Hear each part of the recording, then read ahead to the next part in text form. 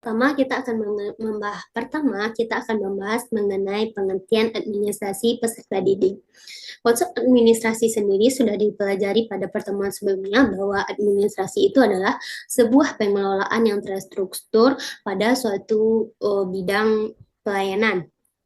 Jadi, pengertian administrasi peserta didik sendiri adalah sebuah proses yang dilakukan oleh suatu lembaga pendidikan terhadap peserta didik, mulai dari perencanaan penerimaan peserta didik sampai dengan peserta didik tersebut menamatkan pendidikannya. Tujuannya adalah untuk mencapai tujuan pendidikan secara efektif dan efisien. Sedangkan seorang ahli Sucipto dan kawan-kawan berpendapat bahwa administrasi peserta didik itu adalah sebuah proses pengurusan serta layanan dalam hal-hal yang berkaitan dengan peserta didik di suatu sekolah. Di sana terdapat pembinaan selama peserta didik itu sekolah dengan sampai menamatkan pendidikannya. Yang kedua ada menurut pendapat Asnawir bahwa beliau mengartikan administrasi peserta didik itu adalah bagian dari kegiatan administrasi yang dilaksanakan oleh sekolah berupa usaha kerjasama yang dilakukan oleh para pendidik agar terlaksananya proses belajar mengajar yang lebih efektif dan efisien sehingga tercapainya sebuah tujuan pendidikan yang diinginkan. Selanjutnya, kita akan membahas tentang tujuan administrasi peserta didik besar. Tujuan dari administrasi peserta didik ini adalah untuk mengatur kegiatan peserta didik untuk menunjang proses belajar mengajar di lingkungan sekolah. Proses belajar di sekolah itu dapat berjalan dengan baik sehingga memberikan manfaat terhadap pencapaian tujuan sekolah.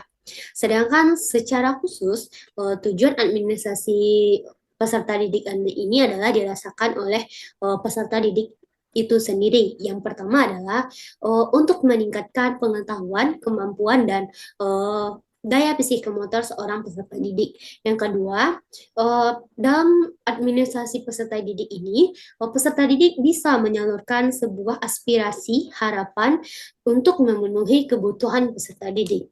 Yang ketiga adalah untuk wadah sebagai menyalurkan kemampuan dan mengembangkan bakat dan minat dari peserta didik tersebut. Yang kedua yang selanjutnya adalah dalam administrasi peserta didik ini mampu membantu peserta didik untuk mampu menggunakan waktu yang baik dalam proses belajar mengajar. Yang selanjutnya adalah membantu peserta didik untuk mengembangkan sikap yang lebih positif terhadap proses pembelajaran. Sehingga dapat disimpulkan bahwa dengan adanya administrasi peserta didik ini akan mampu memberikan sebuah pengaturan pada kegiatan yang berkaitan kepada peserta didik agar proses belajar berjalan secara baik sehingga tujuan pendidikan dapat tercapai dengan baik pula. Jadi dapat disimpulkan bahwa tujuan dengan adanya administrasi peserta didik ini adalah untuk mengatur semua bentuk kegiatan yang berkaitan dengan peserta didik, mulai dari proses belajar, pengembangan peserta didik, pemanfaatan proses belajar oleh peserta didik, sehingga dengan adanya administrasi peserta didik ini, tujuan pendidikan dapat tercapai dengan maksimal. Selanjutnya kita akan membahas tentang proses administrasi peserta didik. Untuk sebuah kegiatan tentu dilakukan melalui sebuah proses dan tahap-tahap. Kegiatan yang dilaksanakan dalam proses administrasi peserta didik ini ada 3 tahap. Yang pertama, ada kegiatan awal tahun pembelajaran. Yang kedua, ada selama tahun pembelajaran peserta didik. Yang ketiga adalah akhir tahun dari pelajaran peserta didik tersebut. Pada tahap pertama, yaitu kegiatan awal tahun pelajaran, Kegiatan awal tahun pelajaran yang dilaksanakan setiap sekolah adalah melaksanakan sebuah kegiatan yang dinamakan dengan penerimaan murid baru. Penerimaan murid baru itu adalah sebuah proses seleksi yang dilakukan sebuah sekolah dengan melakukan pencatatan terhadap murid-murid yang akan melaksanakan proses belajar dalam lingkungan sekolah tersebut. Beberapa kegiatan dalam awal tahun pelajaran ini adalah pertama yaitu penetapan daya tampung terhadap peserta didik yang masuk dan disesuaikan dengan kemampuan dan keadaan sekolah tersebut. Yang kedua adalah penetapan syarat-syarat dengan murid baru tersebut. Syarat tersebut dilakukan untuk memenuhi apakah seorang calon murid tersebut berhak mendaftarkan diri pada sekolah tersebut. Selanjutnya adalah pembentukan panitia penerimaan murid baru. Ini biasanya dilakukan adalah untuk membuat daftar siswa baru kelas. Yang kedua adalah, yang selanjutnya adalah kepala sekolah bersama guru itu mengumumkan hasil seleksi. Selanjutnya peserta didik baru itu akan melakukan daftar ulang terhadap peserta didik yang lulus. Kegiatan yang kedua adalah selama tahun pembelajaran. Artinya, selama peserta didik itu menempuh pendidikannya di suatu lembaga sekolah tersebut. Artinya adalah pengenalan terhadap lingkungan sekolah. Sehingga peserta didik itu mampu menyesuaikan perkembangan kemampuannya secara baik dengan beradaptasi dengan lingkungan sekolah. Yang pertama itu adalah orientasi untuk murid baru, yaitu berupa pengenalan, penjelasan tata tertib sekolah, penjelasan tentang fasilitas sekolah, apa saja fasilitas yang dibutuhkan dan apa saja fasilitas yang ada dan tersedia untuk membantu mengembangkan bakat dan minat serta kemampuan pengetahuan peserta didik. Selanjutnya adalah tentang peraturan bagaimana kehadiran murid dan bagaimana seharusnya murid ikut berpartisipasi dalam proses pembelajaran, yaitu berupa ada yang dinamakan dengan papan absensi harian murid, yang kedua adalah buku absensi harian murid, yang ketiga adalah bentuk buku rekapitulasi absensi harian murid. Selanjutnya adalah tentang hasil rekap absensi harian murid sekolah. Selanjutnya ada tentang promosi dan mutasi murid. Promosi atau kenaikan kelas bisa disebut dengan kata lainnya adalah kenaikan kelas, yaitu perpindahan siswa dari suatu kelas ke kelas lain yang lebih tinggi, tetapi perpindahan tersebut dilandaskan atas terpenuhinya syarat-syarat tertentu, seperti nilainya yang sudah memenuhi kriteria, sikapnya yang sudah memenuhi kriteria. Baru peserta didik itu bisa atau layak untuk melakukan perpindahan kelas atau kenaikan kelas. Selanjutnya adalah mutasi. Untuk mutasi ini mungkin tidak semua atau seluruh peserta didik melakukannya, tetapi ada sebagian peserta didik yang melakukannya. Mutasi ini adalah sebuah kegiatan perpindahan siswa dari satu sekolah ke sekolah lain dengan beberapa alasan yang dimiliki oleh peserta didik tersebut. Mutasi ini adalah sebuah bentuk hak yang dimiliki oleh setiap peserta didik dalam satu lembaga sekolah tersebut. Bisa dilakukan oleh beberapa karena faktor orang tua, atau lingkungan, atau keadaan yang harus membuat peserta didik tersebut harus mencari lembaga pendidikan yang lebih dekat atau sesuai dengan keadaan peserta didik tersebut. Yang kelima adalah tentang tata tertib sekolah. Kelima, kita membahas tentang tata tertib sekolah. Tata tertib sekolah ini dinamakan dengan aturan yang akan diikuti oleh peserta didik selama mengikuti proses pembelajaran di suatu lembaga sekolah tersebut.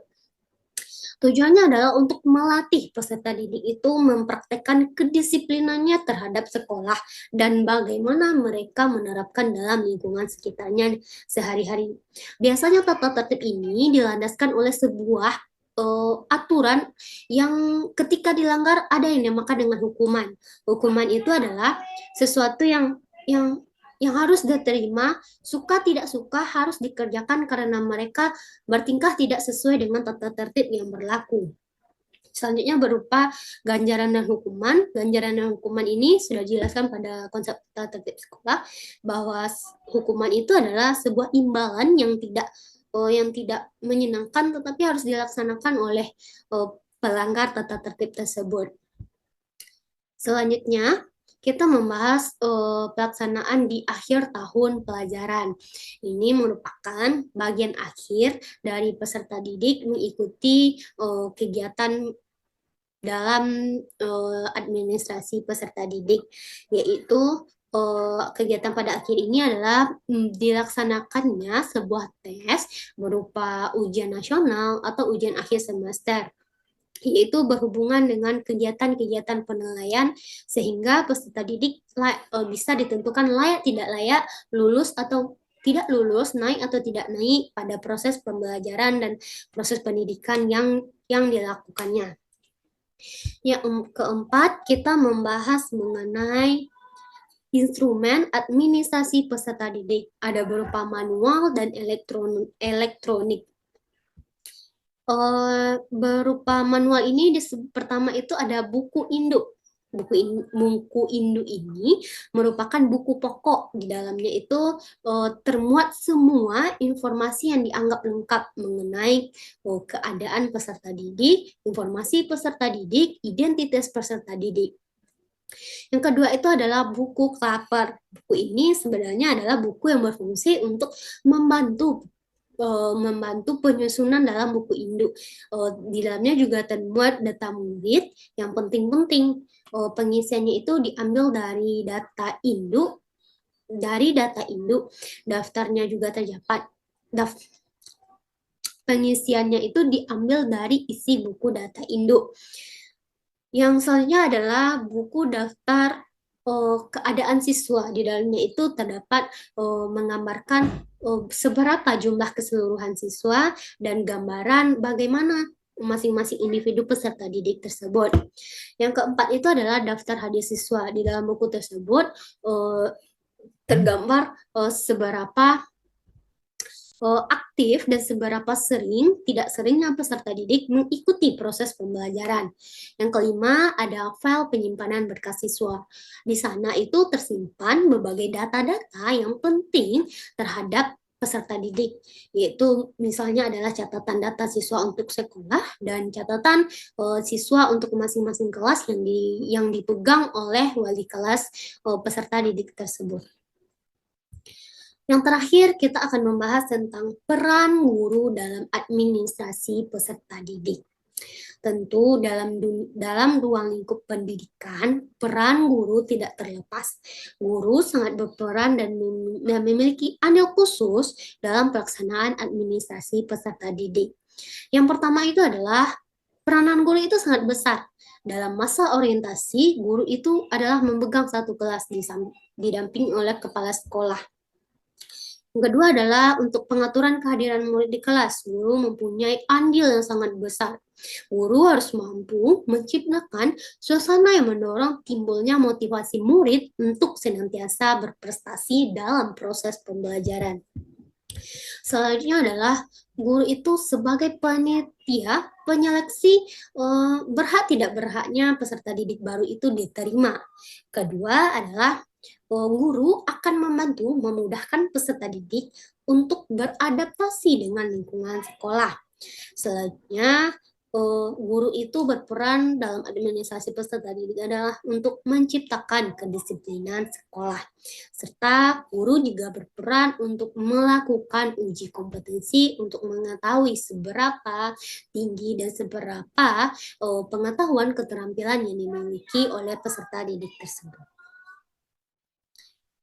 Mungkin hanya itu materi tentang administrasi peserta didik. Kesimpulannya adalah bahwa administrasi peserta didik itu adalah sebuah proses yang terjadi pada lingkungan pendidikan, tapi dilaksanakan secara terstruktur untuk membimbing peserta didik tersebut mencapai tujuan pendidikan selama berada di ruang lingkup sekolah tersebut.